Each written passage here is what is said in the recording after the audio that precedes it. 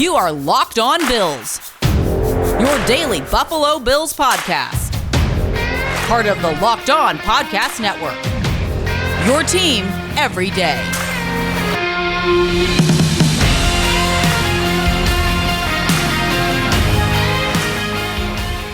What's up, Bills Mafia? It's Joe Marino from the Draft Network, and I'm your host of Locked On Bills.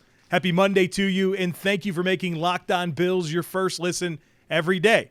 Today on the podcast, we are going to start our performance review series, just like Brandon Beane and Sean McDermott are going to do with the actual Buffalo Bills roster.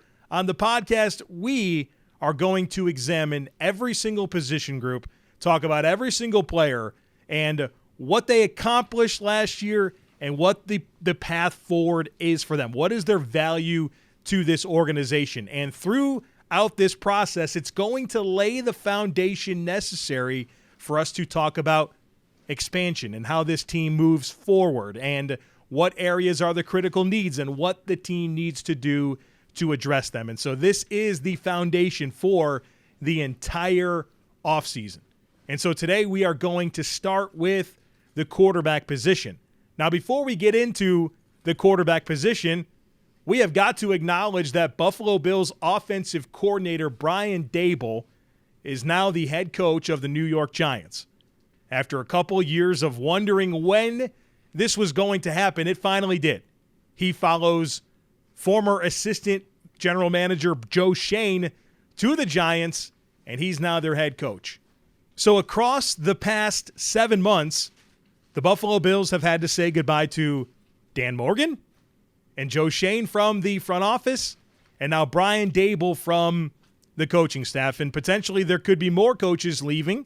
You don't know if Leslie Frazier's going to get a head coaching job, and we don't know who Brian Daboll is planning on taking with him to the New York Giants. And so this is the next challenge for the Buffalo Bills. As you have success, other teams want to pick pieces of that success that you're able to create and see if they can replicate it in their building. And so the challenge ahead for Sean McDermott and Brandon Beane is to not only continue proving that they can field a championship caliber roster, but that they can develop and groom the next wave of executives for the front office and coaches for the coaching staff.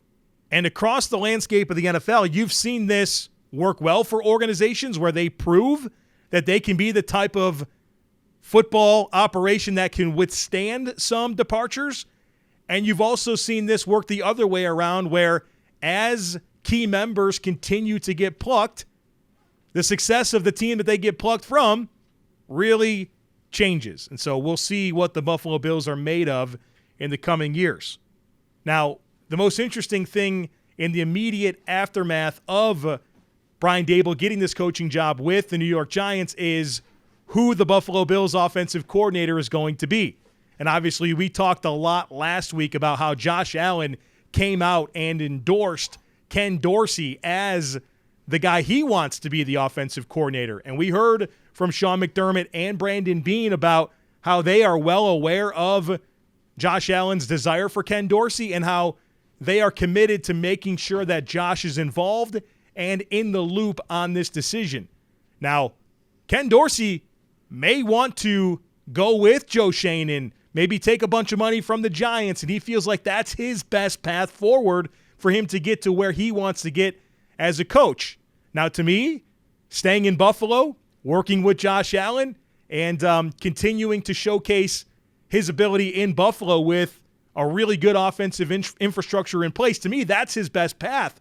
But you never know if he feels like he needs to detach himself from that and pave his own path a bit, assuming that Brian Daboll will give him the play calling duty. So a very interesting situation as it relates to what's going to happen both in Buffalo and New York with the offensive coordinator spot, because it has implications for both teams.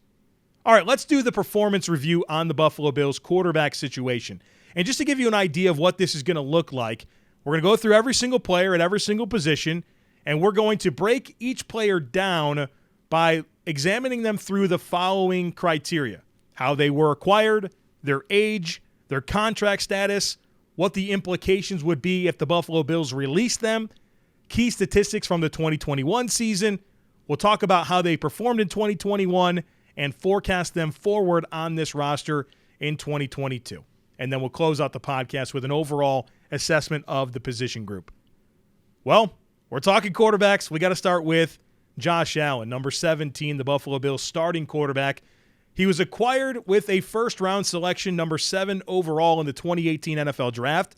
He's 25 years old. He turns 26 in May. As far as his contract status, after 2022, that's when the 6-year, $258 million contract kicks in. And so he is signed well into the future for the Buffalo Bills. When it comes to releasing Josh Allen, I'm not even going to acknowledge the implications of that because we know that that's a crazy conversation to even have. As far as 2021 goes, Josh Allen played 97% of the Bills' offensive snaps. And as I expand on the statistical production of Josh Allen in 2021, I want to do this through the exact same lens that we do the quarterback that the Bills are facing during a game week. So all of the metrics that I tell you about for the Bills' opposing quarterback that they're going to be facing, I want to do that for Josh Allen right now because I think that's going to paint a consistent picture for you in terms of how we paint all the pictures for the quarterbacks that we talk about on this podcast. So these numbers will include Josh Allen's entire 2021 season, including the playoffs, and it's going to stack up his metrics against the top 32 quarterbacks in the NFL in terms of dropbacks. So this should give you a really good understanding of where he slots in all of these key metrics across the entire NFL. So in 2021, Josh Allen completed 64.5% of his passes, 265 passing yards per game, 45 touchdown passes, 15 interceptions, and a passer rating of 97.9. Josh Allen's average time to throw in 2021 was 2.89 seconds. That is 27th in the NFL. Now, we know that Josh Allen is not a quick-triggered quarterback. He doesn't prioritize getting the ball out of his hands fast with consistency. But this is the fastest ever of Josh Allen's career, 2.89 seconds. Last year, it was 3.04 seconds. In 2019, it was 2.92. And then as a rookie in 2018, it was 3.2. So, again, Josh Allen, not a quick-triggered quarterback, but this was the fastest trigger of his career. When Josh Allen gets the ball out in under 2.5 seconds, which is 42% of the time, he completes 73% of his passes, which is 13th in the NFL. 5.6 yards per attempt, that's 32. That's a number we'll talk about. And he had a passer rating of 102, which is 11th in the NFL. When he gets the ball out in over 2.5 seconds, which is 58% of the time, he completes 57% of his passes, which is 19th in the league, 8.4 yards per attempt, which is 11th, and his passer rating is 94.3, which is 10. Now, obviously, that number that stands out is Josh Allen's yards per attempt when he gets the ball out in under 2.5 seconds at 5.6, dead last in the NFL. This speaks to something that I've talked about for 2 years on this podcast. The Bills don't get any yards after the catch. Dead last in the NFL this year, and they were in the bottom 25% last year. When it comes to additional yardage after the catch, it's just not something that happens in this offense. And I think there's 3 things that contribute to that. Number one, the types of routes that the Bills run. They're not necessarily designed to allow for a lot of yards after the catch. Number 2, Josh Allen's ball placement. Josh Allen is a perfectly accurate quarterback, but he's not that type of pinpoint guy that's always going to put it in a spot that allows his receiver to stay up and produce after the catch. And then, number 3, the Bills don't necessarily have great yards after the catch receivers. And so, to me, this is something that if Josh Allen can get to league average with yards after the catch per reception, we're talking about him probably leading the league in passing in most years. But this is just kind of a missing piece of the production of this offense. Josh Allen's average depth of target was 9.1 yards from the line of scrimmage. That is 6th in the NFL. 12.3% of Josh Allen's attempts in 2021 were targeted 20-plus yards down the field, which is 11th in the NFL. And when he throws the ball deep, which is 20 yards or more down the field, he completes 44.8% of his passes, which is 9th in the NFL. And he had a passer rating of 116.4, which is 4th. So the growth that Josh Allen demonstrated in 2020 as a vertical passer continued in 2021. When it comes to play action, that continues to be a big part of Josh Allen's game. 34% of his dropbacks are play action passes, which is 4th in the NFL. And then when you compare Josh Allen's splits with play action and without play action, they're virtually the same. There's nothing interesting about contrasting those splits. Josh Allen is a perfectly good quarterback with and without the benefit of a play action fake. 9.5% of Josh Allen's passing attempts in 2021 were screen plays, which is 21st in the NFL. So the Bills continue to not be a big screen team, but here's a number that's pretty surprising that fits exactly what we were talking about with yards after the catch. Josh Allen's yards per attempt on screens, 4.8, 24th in the NFL. But he does have a good passer rating on screen plays, 100.5, which is 8th in the NFL. The last thing we'll talk about when it comes to Josh Allen's splits from 2021 is his pressure splits. When Josh Allen is kept clean, he completes 72% of his passes, which is 16th in the NFL, 7.5 yards per attempt, which is 18th, and a passer rating of 105.1, which is 10th in the NFL. When he's under pressure, he completes 46.9% of his passes, which is 20th, 6.2 yards per attempt, which is 14th, and 80.5 is his passer rating, which is 5th. So a very good passer rating under pressure for Josh Allen, but certainly room to grow when it comes to completion percentage and yards per attempt. So as for his 2021 review, Josh Allen affirmed his status as a top-tier NFL starting quarterback. When this season started, outside of winning the Super Bowl, I said the number one thing that the Bills could do this year to have a successful season would be for Josh Allen to affirm his status as a top-flight NFL starting quarterback. That was the number one thing I said they needed to do. And I think we can all agree that that's exactly what Josh Allen did, especially late in the season, especially in the playoffs. Josh Allen was able to elevate his game even more in the biggest moments. And when you look at Josh Allen's statistical production against the best teams that the Bills played this year, whether it's Kansas City, Tennessee, the Patriots, the playoff games, obviously, Josh Allen really delivered in those big moments. As for Josh Allen's 2022 outlook, it's all about maintaining his level of play. And I'd love to see a little bit more of an efficient process in quick game. But I think the challenge for Josh Allen moving forward is obviously maintaining the growth that we've seen and continuing to showcase the type of mechanics that lead to the consistency throwing the football. And you want to see the dynamic ability to extend plays and use his legs and all those things that make Josh Allen a difficult quarterback to defend. But I think for him, it's really dialing into continuing being a student of the game, learning personnel, learning tendencies, and also acclimating to the newness that's going to be around him, right? It's going to be a new offensive coordinator. Brian Daboll's gone. And so it's continuing to be an elite level starting quarterback, but now it's about adapting to a new offensive scheme. Whether it's Ken Dorsey or not, there's going to be newness. There's probably going to be some newness in terms of his receivers. I don't know that Emmanuel Sanders is back. I don't know if Isaiah McKenzie's back. We'll see with Cole Beasley. There's going to be different people around Josh Allen, not just from a coaching perspective, but from a skill player's perspective. And so it's acclimating to all of that, but also just dialing into being a student of the game. You know the common opponents that you're going to face every year. You know the top defenses in the AFC. You better get familiar with the Cincinnati Bengals. You better continue to figure out what's going on with Steve Spagnuolo with the Chiefs. You got Belichick in your division. We'll see who Miami hires to be their head coach and who that defensive coordinator is, but they've got good defensive talent. You got to continue to study these schemes, study this personnel, study these coordinators, and understand how to beat these coverages and how to beat these defenses. And so it's becoming a student of the game at an even higher level than he's become. I think that's what's next for Josh Allen and his growth.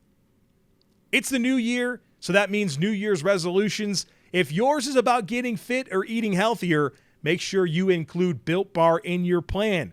Built Bar is the protein bar that tastes like a candy bar, maybe even better than a candy bar. And Built Bar makes it easier to stick to your New Year's resolution because when you're trying to eat healthy, you're looking for something sweet. You might be saying, where's the chocolate? Well, good news, Built Bars are covered in 100% chocolate, and they are very healthy for you. Most Built Bars contain 130 calories, 4 grams of sugar, 4 net carbs, and 17 grams of protein. And they have a ton of great flavors to choose from. They've got coconut almond, peanut butter brownie, raspberry, cookies and cream, salted caramel, mint brownie, and many more. In fact, Built is always coming out with new limited time flavors, so check out Built.com often to see what's new.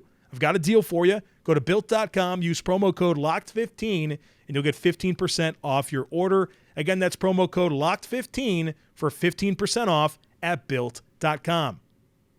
All right, so the Buffalo Bills have a couple of other quarterbacks to talk about that aren't Josh Allen, and this is where the conversation gets pretty interesting. Let's work through it.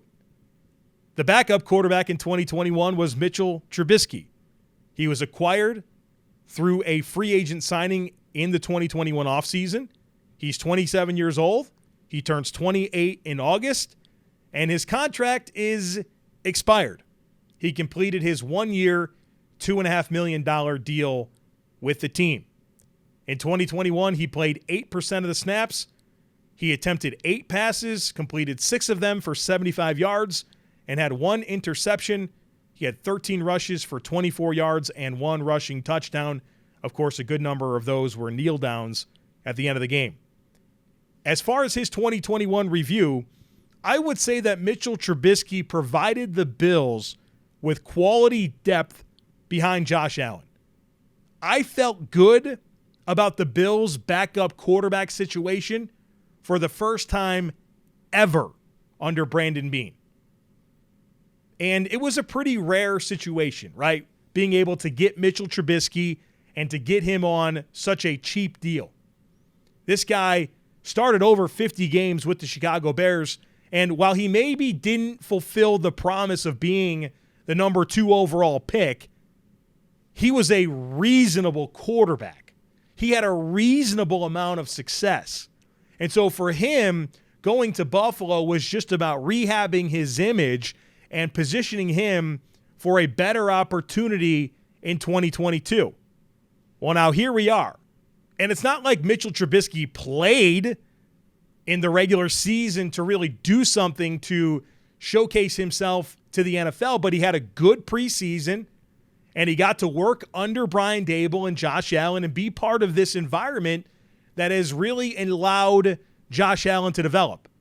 And when you look across the landscape of the NFL and you see some of these quarterbacks that were starters entering the 2021 season, whether that's Ryan Fitzpatrick or Andy Dalton or Jimmy Garoppolo or whoever, Tyrod Taylor. You know, these guys all were preferred starting quarterbacks entering the season. You can't tell me that there's not going to be an opportunity for Mitchell Trubisky in this coming offseason. That could be with Brian Daboll with the New York Giants. What a great opportunity that would be. Daniel Jones hasn't done anything with the Giants to solidify his status as their franchise quarterback. Why wouldn't Brian Daboll bring Mitchell Trubisky over with him and give him a chance to compete with Daniel Jones to be their starting quarterback? And I'd bet that Mitch wins that competition. He comes over experienced with Daboll, a year under his belt in the system. And I'll be honest, if I were a Giants fan, I'd be more interested in seeing Mitch than I would Daniel Jones. And so whether it's with the Giants or some other team, I think we can fully expect from Mitchell Trubisky to get the opportunity that he's looking for. And so when it comes to his 2022 outlook, I expect him to have a chance to go somewhere else and compete for a starting job. And like I said, there should be plenty of opportunities, which creates a hole for the Buffalo Bills at backup quarterback. Now, the other quarterback that was on the team, not the active roster, but the practice squad, was Davis Webb. And Davis Webb was a free agent signing in 2020, and he's been mostly on the Bills practice squad since then. He just turned 27 years old in January. So next January here, he turns 28. And as far as his contract goes, it's expired. He was not among the players that signed a futures deal with the team. And so the Bills will have to kind of figure out what they're going to do with Davis Webb. As for his 2021 production, he had 2 rushes for -3 yards. He is still yet to throw a pass in the regular season of an NFL game, despite being a third-round pick in 2017. Now, as for his 2021 review, everyone understands that he brings great value to this team because of his relationship with Josh Allen. You hear Josh Allen rave about Davis Webb, and you hear the staff, the coaching staff, raves about Davis Webb and his leadership and how he organizes off-season throwing sessions and how he really embraces the preparation component of getting Josh Allen ready to play on Sundays and what he means for Josh Allen on game days on the sideline. He's an important asset for Josh Allen. And so with that in mind, it's kind of tough to really understand how you bring him back and in what capacity. So when it comes to the 2022 outlook, I hope that he's back, but I'm not convinced that this guy can be your backup quarterback. I'm not sure you can be one snap away from Davis Webb as your starting quarterback. And so will he continue his role that he's had as this practice squad player that brings value to Josh Allen and to the offense and to the team in general? Is he looking for more? Does he feel like he should be somebody's backup quarterback? Is coaching in his future? I'd love for him to be involved in some capacity, but I just don't think you can go into next season being one snap away from this guy being your quarterback. And so how do you thread that needle? Maybe it is just having him back on the practice squad and doing what he's been doing for the last 2 years. Maybe he wants to be an assistant quarterbacks coach. I'm not sure, but I think there is a benefit for him being around the organization. Hey, Bills fans, this is Joe Marino with an incredible app everyone who buys gas needs to know about. Get Upside. My listeners are earning cash back for every gallon of gas every time they fill up.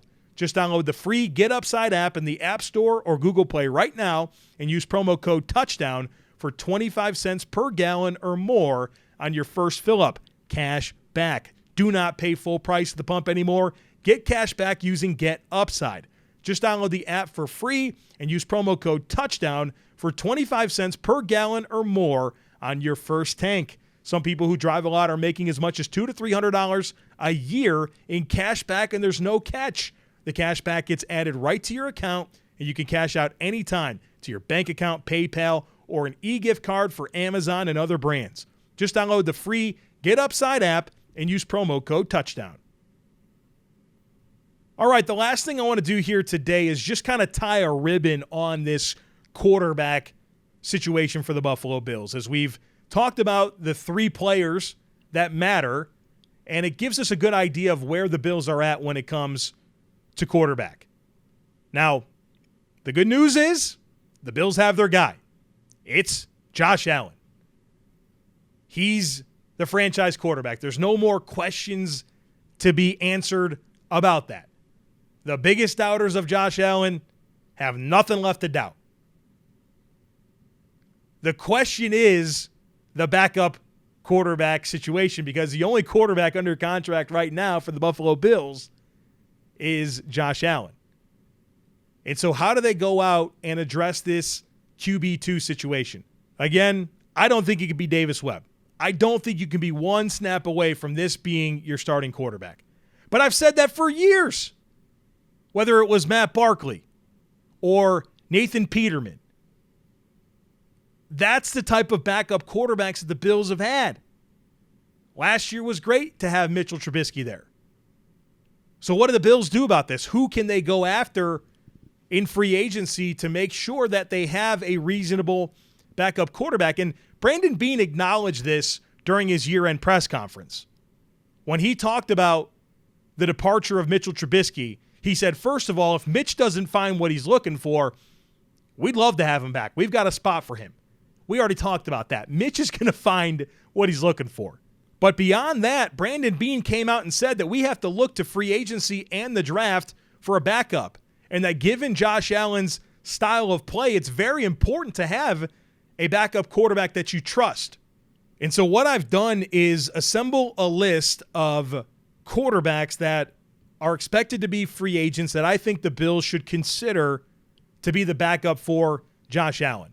Now, before I dig into this list, let me say that I think the Bills could have a nice little system here going where quarterbacks like a Mitchell Trubisky can come in, rehab their image, and play behind Josh. And maybe after this year coming up, you're talking about a guy like Sam Darnold, who we know is best friends with Josh Allen, and obviously if things don't go well for him in Carolina, he's going to need to rehab his image. So I think players like that could come through one Bills drive with some level of frequency in the years to come, but that doesn't solve the problem for this coming year. And so here's the list of guys that I have written down that have some level of intrigue to me as Josh Allen's backup for the 2022 season. Atop the list, Ryan Fitzpatrick. I mean, this guy is at the Bills playoff game with his shirt off, cheering on the Bills. He's under contract with the Washington football team, and he's at Highmark Stadium for the Bills playoff game as a fan. I don't know what his appetite would be to continue his career as a backup, especially after kind of having that chance to be the starter in Washington. He gets hurt early in the season. He's gone for the year. You know, is he going to be satisfied taking that type of role? Is he done playing football? Will he retire? Well, if he's willing to come back and be a backup, I think that's the first guy you call. How about another familiar name, Tyrod Taylor? Would he come back and be Josh Allen's backup for one season? How about Teddy Bridgewater? How about Marcus Mariota? And if you can't get any of them, Andy Dalton, former Buffalo Bills legend, Andy Dalton, 1 year as the backup. Those were the names that were most intriguing to me, and of course I'll include Mitchell Trubisky on the list. So I'd love to see the Bills come away with one of Ryan Fitzpatrick, Tyrod Taylor, Andy Dalton, Teddy Bridgewater, Marcus Mariota, or Mitchell Trubisky. I'm not in on a rookie for this role. You're not going to draft somebody on day 3 of the draft and be one snap away from that guy being your backup. Now, I'm not opposed to drafting one and having him be QB3, but you still got to get one of these other guys. And so the Bills got the starting quarterback figured out. They don't have the backup quarterback thing figured out. And, of course, they haven't had the opportunity to prove that they haven't got it figured out. This is the early parts of the offseason, and we'll see what the Bills do to solidify this spot. But it's an important one, and there's not a whole lot of great options. And so Brandon Beane's going to have to laser in on the guy he wants and bring him in. Now, the challenge is the Bills don't necessarily have a ton of cap space, and backup quarterbacks make a decent amount of money. And so this is all part of the equation here as we consider what Brandon Beane needs to do to extend some players, sign the draft class, add to the roster in other ways that aren't backup quarterback. And you're glaring at a pretty important need here as your depth option behind Josh Allen. So a big need for the Bills this offseason is addressing the backup quarterback position. All right, folks. Well, that's going to do it for us here today on the podcast. We have a bunch more of these position groups to work through. Now, tomorrow on the podcast will be herd mentality. I've got a ton of great questions already lined up to answer, and then we'll move on to running backs and tight ends and wide receivers and work through this entire football team and really understand what the Bills have and what they don't have and how they need to attack it this coming offseason. Now, I will add one more note here. This week, I am traveling. I'm actually recording this podcast from Las Vegas, Nevada, in a hotel room where I've spent the last couple of days at the East-West Shrine Bowl practices, and it's been a great time and got to scout a lot of really good football players. And I leave on Monday morning for Mobile, Alabama for the Senior Bowl, where I will be all week long. And so if things sound a little bit different on my end, just know that I'm traveling this week, but I'll make sure that I have this podcast ready for you each and every day to listen to at your disposal as we continue this important discussion throughout the course of the offseason and talk about what these Bills need to do to remain atop the AFC and take that next step to getting to the Super Bowl. All right, folks, that's going to do it for us here today. I would love it if you took a second to rate, review, share, and subscribe to the podcast. Have a great rest of your day, and I look forward to catching up with you again tomorrow.